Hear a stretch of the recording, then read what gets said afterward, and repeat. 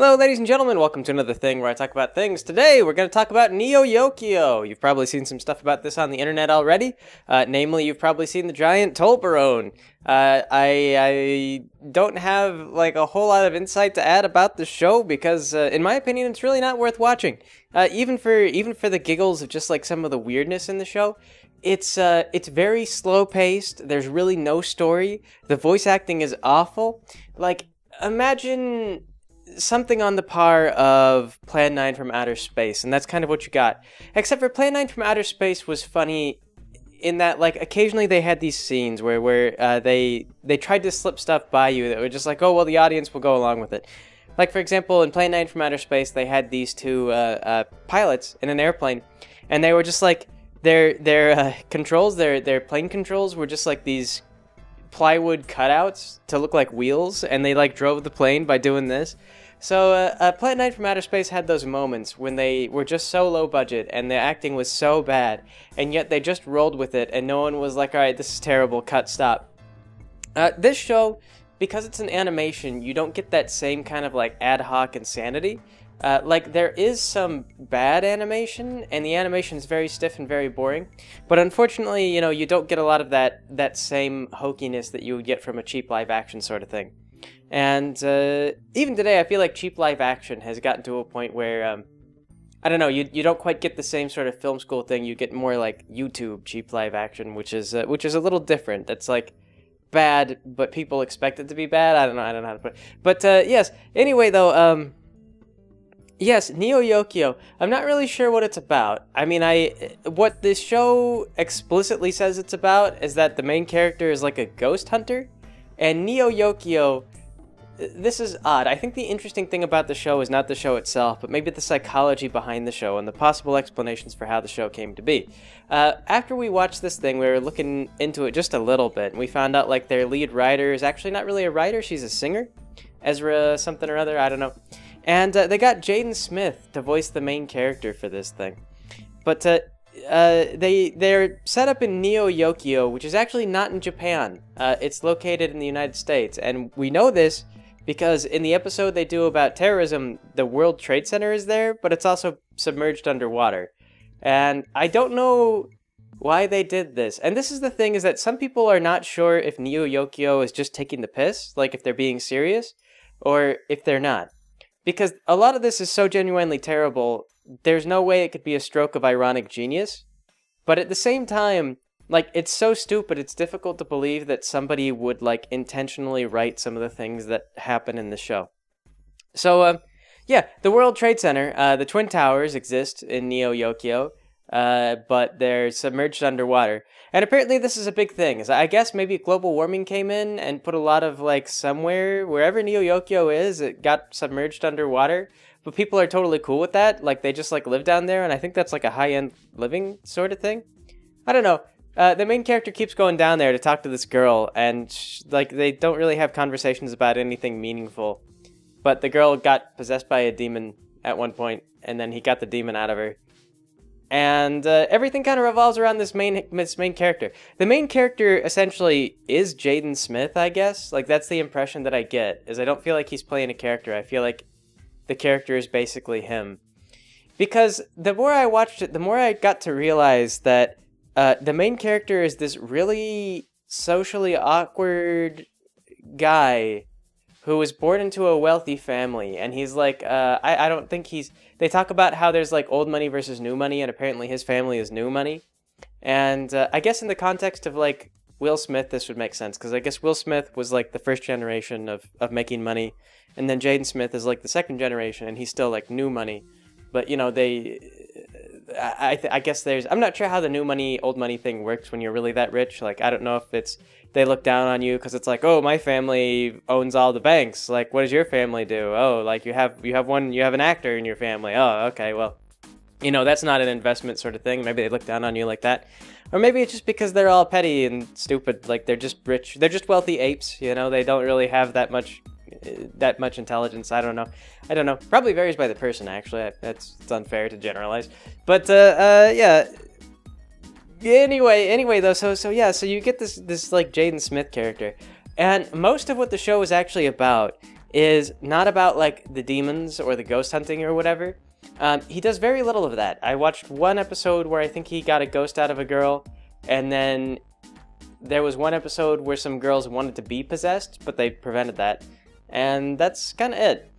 They keep referring, I think, to possession as Kikohomore or something like that, and that starts in, like, I don't know, the 5th episode that they start referring it to Kikohomore, or the 4th episode.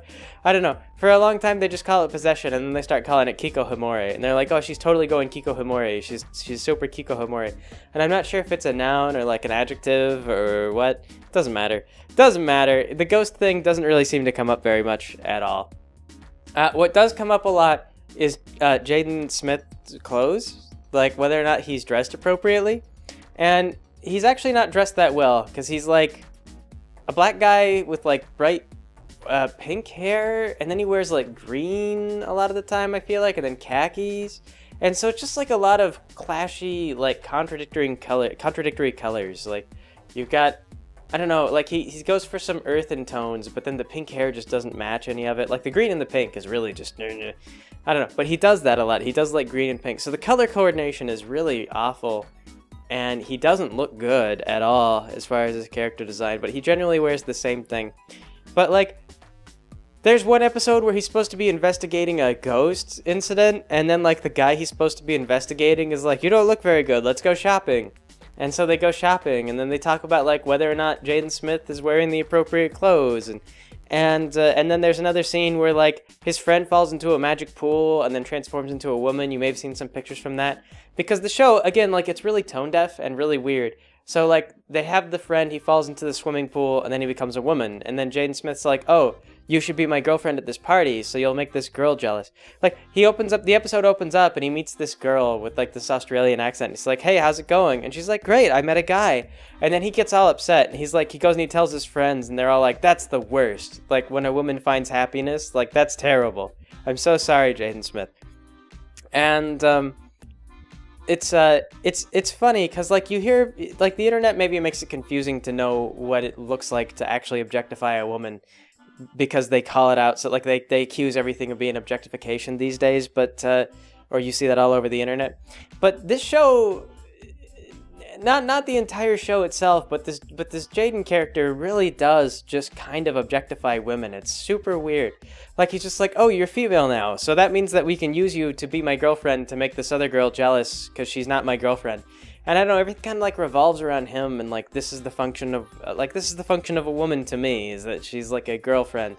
And I don't know, like, his friend does bring it up, like, towards the end of the episode. He's like, I think you actually don't know how to treat women. Like, I think you actually suck. And Jayden's like, oh, I don't know. But he's so detached and so weird, and it's hard to tell if it's the writing or if it's Jayden's horrible voice acting that makes the character seem, like, inhuman. It's weird. There's a robot. He's got a robot butler. And we made this joke. It cracked me up. The voice actor for the robot butler has more emotion and is more skilled than Jayden Smith. So throughout the whole thing, like, the robot gives off the impression that it's more human than Jayden Smith, until you find out that there's actually a person inside the robot. And this just kind of comes out of the blue. It's like the robot's like, oh, I need to recharge my battery, and Jayden Smith's like, we'll do it some other time, robot. And then the robot runs out of their battery, and like, the person crawls out, and they're like, well, it's kaput. We gotta go, and like, we gotta truck this thing on down. I gotta get a new battery from the shop. And they're like, oh my god, there's a person inside? And they're like, yeah. And then they kind of just like don't talk about it. Like, the person gets back in the robot and they get their new battery, and it's, I don't know, it's not that big of a deal. I haven't watched all of Neo Yokio, and I don't think that I necessarily will, unless everyone wants to like get me on board to watch more of it as a group. That's the only way that I could fathom really watching this show. But yes, my impression of the main character is that it's really not about anything that the anime says it's about. It's more like a cry for help for Jayden Smith. It's like saying, like, this is my world. Like, every single day I wake up and people tell me, like, these clothing brands are important and I should dress like this and I should wear that. And like, he's surrounded by success that he can't really relate to. Like, his friends have this idea for this cocktail drink. And so they like take out a bunch of, like, they make a cocktail drink, and then they start selling this cocktail drink. They put up like all these posters, and they get like Jayden Smith to be the poster boy for their drink, and they have like just runaway success with this whole thing. And And that was the episode that made me realize that the whole thing might just be kind of like almost autobiographical or biographical of Jayden Smith, because he didn't seem like his character didn't seem to understand the success. He was like focused on just trying to interact with other humans on a normal level and failing. And then he like comes back to see his friends and he's like, "How did your day go?" And they're like, "Oh, well, because we're both rich, this whole thing was a smash success. We had every possible advantage and we succeeded." And then Jayden Smith's like, "Oh, wow, that must be nice. Like, to just have normal social abilities such that you can move past that and then focus on using your incredible wealth to just be instantly successful with any mundane and stupid project you set your heart to." Like, wow. And he doesn't even get existential like that. He just gets depressed. He's just like, "Oh, yeah. Oh, that's good that you guys had a good day." And he keeps doing that. There's like this lacrosse thing. Like he plays lacrosse, I guess. And at one point he gets back from like an adventure. It's not really an adventure, but he gets back to play lacrosse. And he's like, "As you all know, I've been very depressed." And so he doesn't like show up and be like, "All right, guys, I'm ready to play. Like, where do you need me? What's going on?" He just shows up at like the tail end of the game and then tells everyone about his feelings. And he's like, "All right, break." And then he goes out there, like after he's assured everyone about his feelings, then he goes out and he like takes over the entire game by himself. Like he doesn't pass to anyone. There's no teamwork. He just like wins the lacrosse game entirely solo.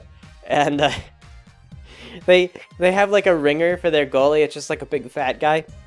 But Jayden Smith uses his mighty ghost powers to like just propel the big fat guy into the goal, and so he scores. Like, I don't know, there's no intelligence, no like nuance or finesse or anything like that, which is probably for the best because nuance is expensive to animate.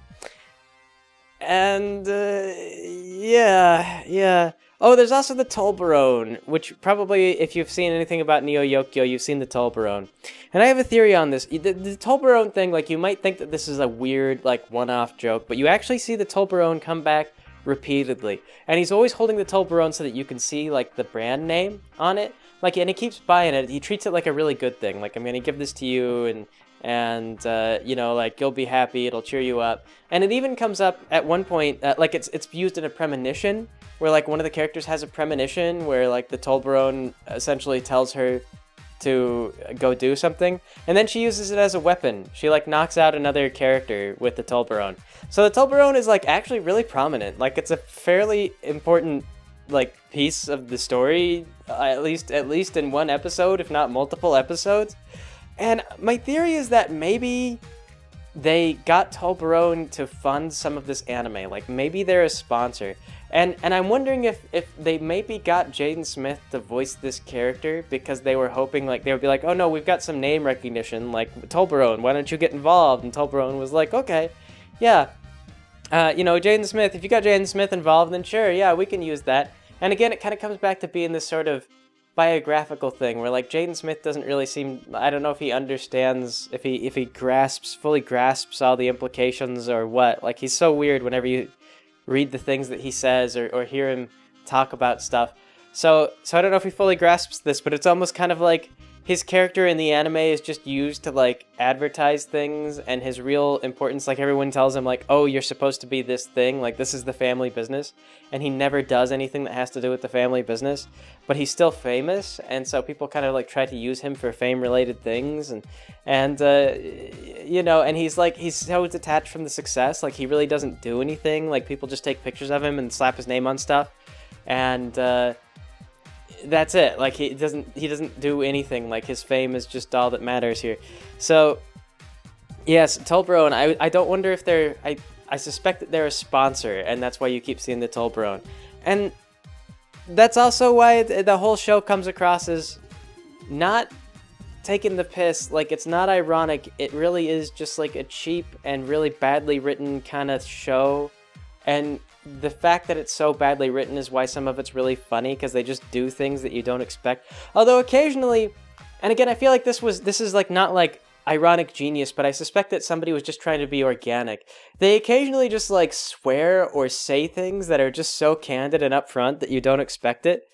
Like there's this school teacher, and he just like drops the F-bomb at one point, and like I totally wasn't expecting it, but it was like a super appropriate time for him to drop the F-bomb.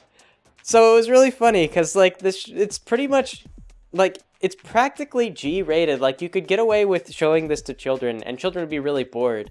But you could get away with showing a lot of this show to kids, I feel like. Maybe the ones without sexual undertones. Well, maybe not kids. I don't know. I may be underestimating. But it's so bland and so little is going on that I feel like it wouldn't traumatize most children. The overwhelming majority of episodes, kids wouldn't walk away with anything. They would just be like tired. You know, you could put your kids to sleep with this show. But then occasionally they just like drop F-bombs, or they just say things that are just like so blunt and upfront that you know, they're just like, well, that was appropriate, I suppose, but weird. So I don't know. It feels like somebody who's maybe not skilled at writing had an organic sense of what someone should say in that particular situation, and they just wrote the characters to say it. And oftentimes you don't do that because it's so shocking to the audience when a character is that direct. Like, I don't know, it's weird. It's not done. Like, it's not bad. It's great for comedy to be that direct, but it's not, I just feel like it's not often done. It tends to undermine the tension of a situation, especially when it's something big, like, oh, that person's possessed by a demon, and then somebody just like mutters something appropriate but also really inappropriate. Like, it makes sense they'd say it, but it's really inappropriate. So, weird show. Makes me wonder a lot about Jayden Smith. Makes me wonder what Jayden Smith's going to do with himself in the future. I mean, like, he's been in movies, and the movies, like, really bombed. Like, the movie he was in really bombed, and he's not really, like, a very good actor, and he's a really bad voice actor. So this whole, like, Hollywood thing, I don't know. Like, I mean, I don't know how it works, like, when you already have a name, like, when you're the son of Will Smith. I mean, that carries a lot of, like, recognition, but I don't know what that really means in terms of Hollywood. Like, what does Jayden Smith do with his life if he insists on being involved in Hollywood? Like, what does he get into? Because, again, it doesn't come across as something, like, he's not, like, one of those people that you, like, dislike. Like, he's not one of those kids. He's not like some Justin Bieber type kid or something like that who's always making trouble just to be in the spotlight. He just comes across as really weird. And yeah, I don't know. But it's really weird. You can watch it if you want. I think you'll be sorely disappointed, but if you do watch it, I recommend doing it with beer and friends, because that's the best way to go. Otherwise, it really won't make a lot of sense. Soviet Russia is apparently a thing in this show. Like, there's a Soviet-Russian defector who shows up. She also races Formula 1 race cars, and she's like, oh, America is so much better than Soviet Russia. But I don't know what the point of that commentary is, because Soviet Russia collapsed, and we're kind of into a new era of Russia. We're in Putin's Russia, I guess. I don't know what you'd call that, or if there's a word for it yet, but yeah.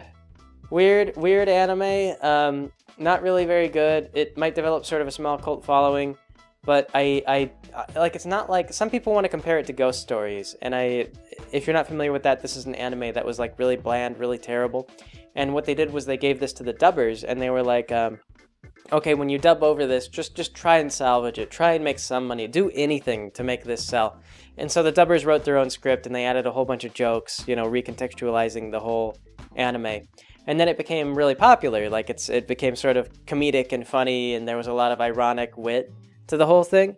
And the joke that I put forward was like, I don't think that this is ironic comedy. I don't think Neo Yokio is ironic, because I haven't seen a single person admit to being Jewish, and nor have I seen a single Jewish person joke. So, and of course I made that joke because Ghost Stories, they decided that one of their characters was Jewish, and he just kept making jokes about being Jewish.